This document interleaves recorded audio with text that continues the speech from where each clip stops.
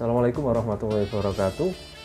Sebelumnya saya akan bertanya, di dunia ini siapa sih yang nggak pernah mengalami apa itu capek atau bisa dikatakan lelah? Pasti semua orang di dunia ini pernah mengalami apa itu capek, apa itu kelelahan. Nah, mulai dari kelelahan yang bisa diobati dengan tidur lalu bisa segar lagi, sampai ke capek yang nggak hilang-hilang, bahkan harus melakukan suatu cara khusus biar capek itu hilang. Nah, di video kali ini saya akan menjelaskan dinamika kelelahan itu seperti apa. Manfaatnya biar kita mengetahui apa sih itu kelelahan secara teori, lalu bagaimana cara mengatasinya agar kehidupan kita bisa lebih teratasi dengan memanajemen apa itu kelelahan. So, kita simak video berikut ini. Definisi kelelahan. Apa sih itu kelelahan? Kelelahan itu pada umumnya adalah kondisi di mana seseorang yang dalam kondisi kuat menjadi cenderung lebih lemah.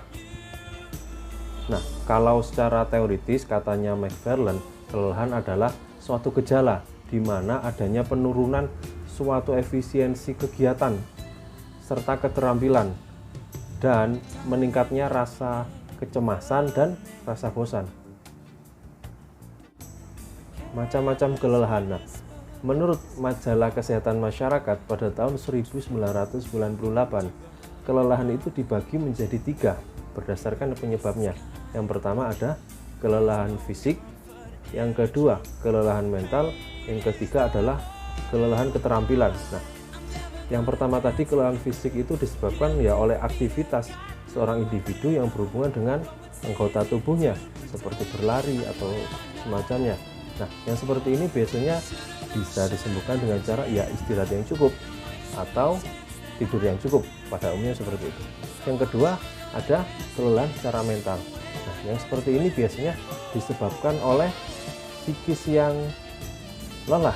Nah, kenapa psikis bisa lelah? Karena ada masalah kejiwaan yang belum tuntas dalam individu tersebut.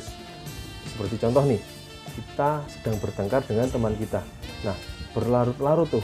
Nah, nggak selesai-selesai. Nah, itulah yang dinamakan dengan kelelahan secara mental. Yang ketiga adalah kelelahan secara keterampilan. Nah, secara keterampilan ini disebabkan karena biasanya ada pekerjaan yang harus menuntut menggunakan keterampilan. Nah, keterampilan terus dan ketangkasan. Nah, individu tersebut biasanya bukan kapasitasnya, atau mungkin emang kapasitasnya, tapi emang butuh keterampilan yang tinggi, apalagi yang bukan kapasitasnya. Nah, misal si A disuruh ngerjain suatu pekerjaan yang butuh keterampilan tinggi, tapi dia bukan kapasitasnya, otomatis capek dong. Nah, itu yang disebut dengan kelelahan secara keterampilan. Lalu bagaimana kita mencegahnya? Nah, saya akan menjelaskan sedikit bagaimana cara meminimalisir atau bahkan mencegah suatu kelelahan dalam kegiatan. Yang pertama adalah pengorganisasian kegiatan. Apa itu?